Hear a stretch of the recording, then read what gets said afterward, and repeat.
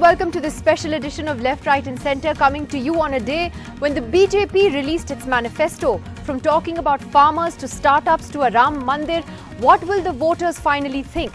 Is this a vote on the BJP's performance of the last 5 years, or is it a vote on the BJP's performance? Well, let's take a look at some of the key pointers from that manifesto that was released by the Prime Minister and Amit Shah today in Delhi. One, and right on top of the manifesto, is national security, and the BJP saying that there will be a zero-tolerance approach to terrorism, that security forces will continue to be given a free hand. The other major promise, doubling the income of farmers by 2022 and a 25 lakh crore investment in the farm sector.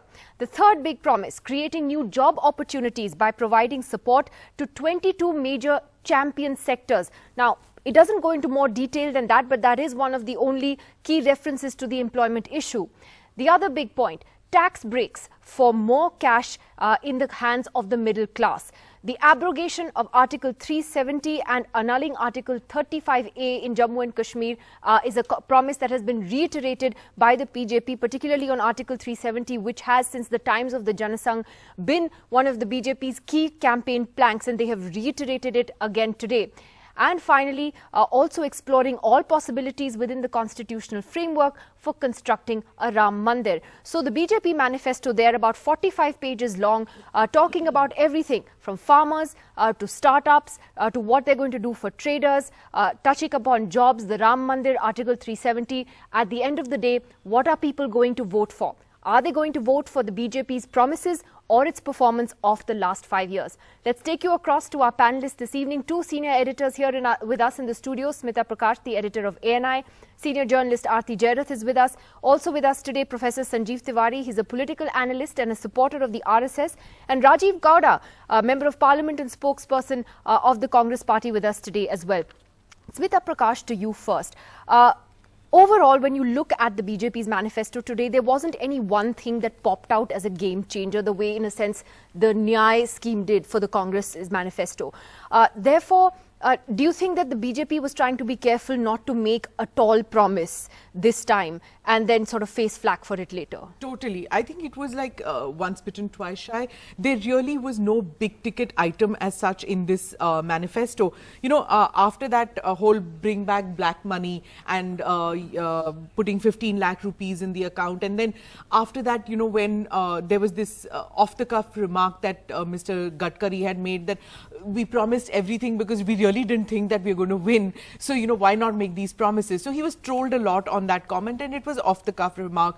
There was also the word that jumla which was used, that these are election jumlas. So these are things that BJP's had to walk back on. So what they have done in this manifesto is go through it with a very fine-tooth comb. So even when they talked about jobs, as you mentioned just now, there's no talk of we will make 5 million jobs or 10 million jobs. There's no number. This is very vague. Yeah. So there's no number that they have put to the jobs. They have said that about investments, that they're going to be, you know, talking about 5 trillion economy, 10 trillion economy by year so and so, but left it at open-ended, that what is that investment going to be about? They've left it open-ended so that there's no walking back that they have to do. So, you know, when the planning has been done for this, they have made sure that they've taken domain experts and made sure that nothing about this is something that will come back to bite them. Interesting. And Aarti Jairath, also the fact that national security actually is right at on, you know, as the number one priority after the, if you look at the manifesto, after the messages from Mr. Modi, Amit Shah and Rajnath Singh, who headed the manifesto committee, the first issue that they've taken up is national security and zero tolerance towards terrorism. So that gives you a sense that as far as the BJP is concerned, it's really hard selling that point, which is very evident in the Prime Minister's speeches as well. Absolutely. You know, clearly that is their main poll plank, and that is the big difference between the 2019 manifesto and the manifesto 5 years ago. You know, while I agree with Smita that they have been careful, much more cautious in this, you know, in the preparation of this manifesto, so that they don't have to walk back on promises that are made. You know, I think what the BJP has ended up doing is it's ended up sounding very much like a status quo party, a party of status quo, rather than a party that is offering of change. Of change, or offering a different vision. And I think that is really, you know, and even the slogan that they've come up with, you know, Phir ek baar Modi Sarkar, it sounds very much like more of the same, rather than something that's different, something that's new, something that's, that will fire the imagination of people, particularly young voters, which have always been a target group of Narendra Modi ever since his days as Chief Minister in Gujarat. In fact, there's very little in this that would capture the imagination of the young voter, unlike 2014 when he talked about creating 10 crore jobs in 5 years, he talked about black money, and it just seemed to be so much more exciting. He was offering a modern vision. But here he has to present a report card of his own government's performance, and that's very different from when you're in opposition. Absolutely, and that is the difficulty of pitching for an incumbent government. It is. I actually do also want to take a look, and if we can bring up that graphic on a sort of a fact check that we've done on the BJP's claims and the promises that they have made, and what can actually be implemented. And Professor Tiwari, I wanted to ask you about that. For instance, one of the key promises that has been made in the manifesto today is that 25 lakh crores will be invested in the farm sector. Now, we're asking whether that investment is unrealistic, because the total agricultural budget between 2014 and 2019 for 5 years has only been 1.7 lakh crore. So where is this 25 lakh crore for the farm sector going to come from? See, Nidhi, as far as this particular manifesto is concerned, this is a vision document, number one. Number two, it's a pragmatic and realistic manifesto, because it emphasizes on three things. Number one is the nationalism, which is the inspiration for the BJP. The second is Antyodaya. That means uplifting the downtrodden people in the society. This is basically their philosophy. And the third, he talked about the good governance, which is the mantra, or you can say formula for the BJP. Now, as far as you are talking about this 25,000 lakh crore rupees in the rural areas, because you see the distress of the farmers, it's the main attacking plank for the opposition. It's the tool in the hands of the opposition through which they keep on attacking. Either it was the elections recently held in Rajasthan or Madhya Pradesh or Chhattisgarh. That is why they want to address the farmer, number one. Number two, as far as the farmers are concerned. But I'm saying, are they going to be able to keep of this course, promise? it's a realistic budget. That is why I'm talking about. But the farm sector only spent 1.7 lakh crores in the last 5 years. Where will they get 25 lakh crores for the next 5? They will manage it. They will go for the private sector investment in creating the rural infrastructures, like having the warehouses in those areas, having the chains of cold chains in the rural areas, which are very important for facilitating the farmers not to go for the distress sale of their products. And that is the important thing from where the farmers... See, we asked the Congress party the same question last week when they were talking about Nyay, about how they're going to sort of raise money. And that's been something the Congress has been repeatedly asked on. Even if you look at doubling of farmers' income by 2022, again another fact check that we've done. And these are government statistics, that if you're actually going to double farmers' income by 2022, the agricultural growth rate has to be between 10 and 11%. The growth rate from 2014 to 2018 was just 1.9%. That is where 3-4 areas are there. Number one, the irrigation. Number two is the cold chain. Number three, creating infrastructures for the farmers. You think they'll be able to achieve that kind of growth? They will be doing it. And the best thing of this particular manifesto is that they came out with the 72 different issues in which they are going to address in the 10 different areas. Like in agriculture, they have set the target for 2022 when the country is going to complete the 75 years of its independence.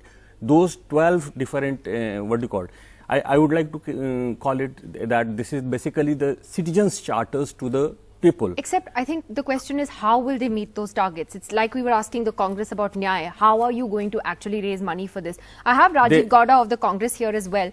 Rajiv Gowda, I mean, I know the Congress is saying today, as it is expected to, that this manifesto is a rehash of the 2014 one.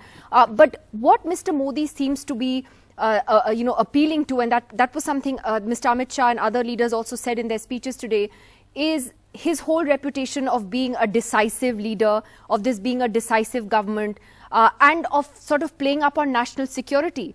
And for whatever reason, the BJP does seem to have an advantage when it comes to perception on how it is dealing with national security issues over the opposition. Mr. Gowda. Nidhi, this manifesto covers a range of topics beyond national security.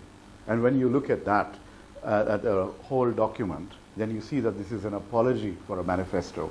Here is a government that has run for 5 years and has a track record that should have been mentioned in this manifesto, saying we have achieved these goals, these are the promises that we offered and fulfilled, and this is the damage we did to the economy thanks to demonetization, hasty GST, whatever the case may be.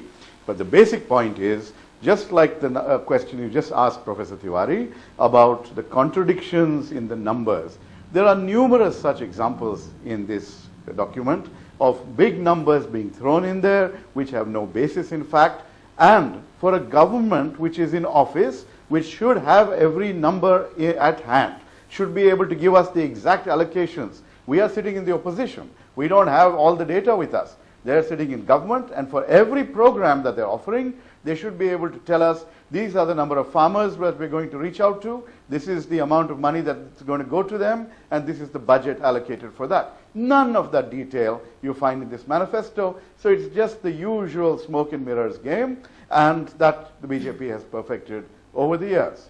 And when you talk about national security, yes, Mr. Modi is the one who spent time visiting Nawaz Sharif, attending his birthday parties, inviting the ISI to our bases, and said, "Come on, you can check what's going on." It's a mixed record, and therefore the manifesto that they have offered is an overall admission of massive failure. Nothing is in there that will enthuse or inspire the masses. And I think it's basically an apology document. They might as well just have printed a page with the word Modi on it and said that's our manifesto. That's really the story. No, not at all. I would like to come. He himself, Rajivji himself has admitted that it's a mixed record. What is the mixed record? That means some successes are there, some failures are there. It's not possible to basically fulfill all the promises which you are making, number one. Number two, at the same time, if you read with the documents which is presented by the Congress when they have presented the what you call Hum Nibhayenge, you will find that it's basically an utopian document, an utopian manifesto in comparison to that of the BJP. And the way the BJP has reached to the poor people, either building the toilets to the 10 crores people, or giving them the Ujjwala Gas Yojana 7.4 crore people, or giving them the Jan Dhan Yojana by opening the 34 crore bank accounts, or providing them the houses of 1.5 crore people. That means it says, it talks a huge number of success of this government, which never ever happened in last 72 years or 75 years, 72 years. Now, as far as the issues are concerned, the issues which were raised by you as well as Rajivji, those issues are very fantastic. But the way this government has dealt with the terrorism, with the internal security, when the number of districts which are covered under which are basically Naxal districts, they have reduced by 44 in numbers. Similarly, when you go for the terrorism, you will find that there is zero tolerance about the terrorism. The way they are talking about. What does that mean? Can I, very respectfully, what is zero tolerance? Because the surgical strikes, we were told, was going to scare Pakistan so much that there would never be another attack again, and then look what happened in Pulwama. It did happen. Yeah. So, and it's also a fact and you see that the number of terrorists that have been killed, the number of soldiers who have been killed in J&K in the last 4-5 years has been much, much higher than the previous years. So, why is that happening? If there is zero tolerance to terror? So, I'm just trying to understand what zero tolerance to terror actually means. It means that there won't be, you see, there are raids on the NIA, by the NIA on the separatists. Okay. Fine. One of the separatist leader, he is coming to the Delhi for the interrogation, etc., or giving his review in front of the NIA. Number two, one of the terrorists who had killed the Air Force officers, earlier terrorist, he is in the jail in Jammu and Kashmir. What is this? This is the zero tolerance to the terrorism. At the same time, in the last 5 years, the meeting at the Pakistan High Commission with the separatist leader was not happened because of this government. This is the zero tolerance. Not only that, they were having their government, but they have sacrificed their government for the purpose of bringing peace and bringing them back into the national mainstream. This is the zero tolerance. That means that is a definite. You know, it's interesting because there is a separate debate one can have on national security issues and how the BJP has dealt with J&K and the terrorism issues. But just on perception, Smita Prakash, which is what I was trying to ask Rajiv Gowda, it's very clear that the BJP feels that it's got that perception battle won, that, you know, Modi's tough on national security, and, you know, whether it is the optics of Mirwais Omar Farooq having to depose before the NIA, or you know, the Indian government saying we'll not attend the Pakistan High Commission's Pakistan Day event. Optically, certainly, they seem to be, you know, doing better than the opposition. Yeah, in the sense that even in the manifesto, if you open the manifesto, right on top is national security. There is no softening that that the BJP has done in 2019 about tackling terrorism and on national security issues. If you see it with the 2014 document, even on national security, they are not shying away from all that they have done and not been able to do in the past 5 years. As far as national security is concerned, they are also going all out in every campaign speech of every politician of the BJP. National security is top on the agenda. This, when there is no proof that people, when they go to cast their votes, does national security play on their mind? Isn't it Bijli, Sadak, Pani, Roti, Kapda, Makan that everybody is concerned about? See, if you actually go to see, Vajpayee won a war, lost an election. George Bush Sr. won a war but lost an election. So there are many examples in history where people have won wars but lost elections. At the same time, you have to give it to Mr. Modi that, you know, there are many voters who, when you speak to them, they say that, you know, if it comes to a push and shove situation, that there is a national security scenario where maybe Pakistan is about to attack us or something, which leader do you think that will take that 3 a.m. call? That is what everybody thinks about when they say that, oh, okay, on national security issues, which leader do we see who can you know, take that call, who can take that call and tell the armed forces, yes, go attack, or be on the offensive, not just defensive. That is where Mr. Modi scores over many of his rivals. Well, I just want to you know, go across to Mr. Anand Sharma, senior leader of the Congress, former union minister, who is also heading the publicity campaign of the Congress party, you know, on this issue. Mr. Sharma, your first thoughts on the BJP manifesto? You know, it's a report card of the government's achievements as well as promises for the next 5 years.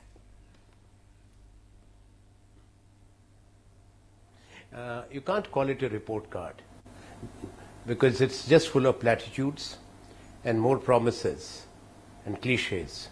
A report card would be, had the BJP and Prime Minister Modi given an account of the fulfillment or deliverance on the promises made in 2014. But it is silent on that, on job creation, on women's security, on farmers' income. It makes the same promises to the farmers which they made in 2014. But they've gone totally silent when it comes to the youth and the job creation, because this government has a dubious record of destroying jobs in crores, not in creating 2 crore jobs a year that Prime Minister Shri Narendra Modi had promised. So merely talking of youth and saying that we'll generate jobs where? So it would have been better if they had apologized or given some clarification as to why they failed. I don't think they're going to do that. That were responsible were the reckless decision of the Prime Minister. No, of course. I don't think they would have admitted that they failed in 5 years on their manifesto. The imposition of a flawed GST.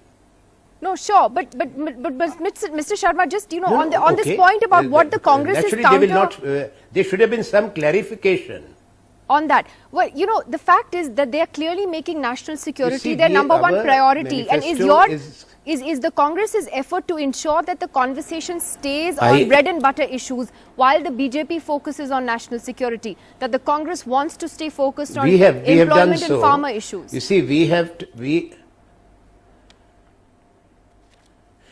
have focused on employment and farmers issues.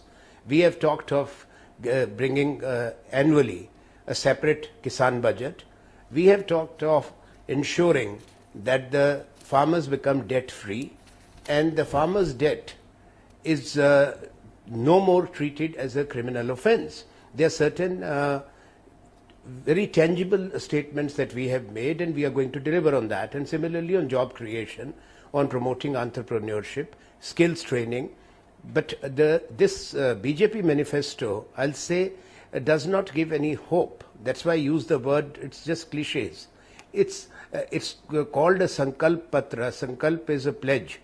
When they violated the pledges that they made and the promises that were given in 2014, the trust quotient is deficient.